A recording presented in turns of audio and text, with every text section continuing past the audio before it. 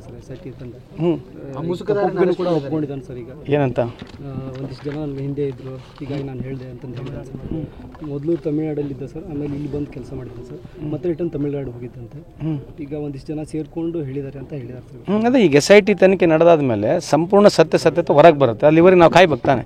ಈಗ ಅವನೇನು ಇಂಟರ್ವಲ್ನಾಗ ಹೇಳ್ತಾನೋ, ಇನ್ಸ್ಟಾಲ್ಮೆಂಟಲ್ಲಿ ಹೇಳ್ತಾನೋ, ಸಂಪೂರ್ಣ ಸರ್ಕಾರ ಅದಕ್ಕಿರ್ತಕ್ಕಂಥ ಇಲಾಖೆ ಸಚಿವರು ಸರ್ಕಾರ ಸಮರ್ಪಕವಾಗಿ ಏನು ನಡೆದಿದೆ ಅಂತೇಳಿ ಕಂಪ್ಲೀಟಾಗಿ ಡೀಟೇಲ್ಸ್ ನಿಮಗೆ ಸಾರ್ವಜನಿಕರಿಗೆ ಹೇಳಲೇಬೇಕಲ್ಲ.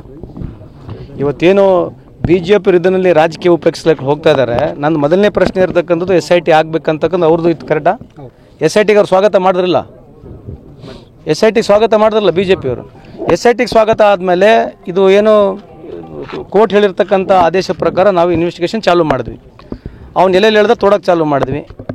ಒಂದು 2 ವಾರ ಆಯಿತು, 3 ವಾರ ಆಯಿತು, ಎಣೆಗಳು ಸಿಕ್ಕಿಲ್ಲ. ಎಣೆಗಳು ಸಿಕ್ಕಿದ್ರೆ BJP ಏನು ಹೇಳ್ತಿದ್ರು ಅವಾಗ? ಬೈ ಚಾನ್ಸ್ ಎಣ್ಣೆಗಳು ಸಿಕ್ಕಿದ್ರೆ BJP ಏನು ಹೇಳ್ತಿದ್ರು? ನೋಡ್ರಿ, ಪ್ರಜಾಪ್ರಭುತ್ವ ವ್ಯವಸ್ಥೆಯಲ್ಲಿ ಯಾವಾಗಲೂ ಸರ್ಕಾರ ಕಾನೂನಾತ್ಮಕವಾಗಿ ಕ್ರಮ ತಗೋಬೇಕು. ಇಲ್ಲಿ ಏನು ನಾವು ಅವ್ರ ವಿರುದ್ಧ ಇದ್ದೀವಿ, ಅವರೇನೋ ನಾವು ಪರ ವಿರುದ್ಧ ಅಂತಕ್ಕಂಥದ್ದಲ್ಲ, ಕಾನೂನು ಕ್ರಮವಾಗಿ ಮಾಡಬೇಕು. ಅದಕ್ಕೆ ಮುಖ್ಯಮಂತ್ರಿಗಳು ಪರಮೇಶ್ವರ್ ಸಾಹೇಬರು ಉತ್ತರವನ್ನು ಸದನಕ್ಕೆ ಕೊಟ್ಟಿದ್ದಾರೆ. ಇದು ಮೀರಿ ಇವರು ರಾಜಕೀಯವಾಗಿ ಹೋಗ್ಬೇಕಂತಂದ್ರೆ ಮತ್ತೆ ನೀವು ಯಾಕೆ ಸ್ವಾಗತ ಯಾಕೆ ಮಾಡಬೇಕು?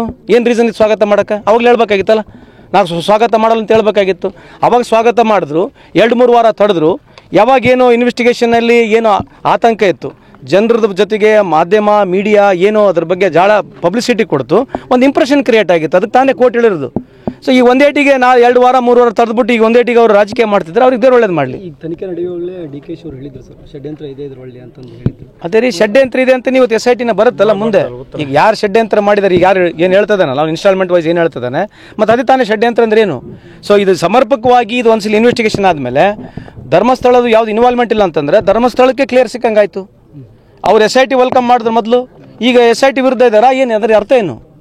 ಈಗ ಬಂದ ತಕ್ಷಣ ಬರೀ ಯಾವುದೋ ಒಂದು ಇಶ್ಯೂ ಬಂದ ತಕ್ಷಣ ಅದು ಅದೇ ರೀತಿಯಾಗಿ ಸರ್ಕಾರಕ್ಕೆ ವಿರುದ್ಧ ಮಾಡ್ತಕ್ಕಂಥದ್ದು ಬಿಟ್ಟರೆ ಬೇರೆ ಏನು ಉಳಿದಿಲ್ಲ ಅವರಿಗೀಗ. ಇದನ್ನೇ ಒಂದು ರಾಜಕೀಯವಾಗಿ ಮಾಡಬೇಕು, ಮಾಡೋಕ್ಕೆ ಪ್ರಯತ್ನ ಮಾಡ್ತಾರೆ ಅವರು. ಥ್ಯಾಂಕ್ ಯು, ನಮಸ್ಕಾರ.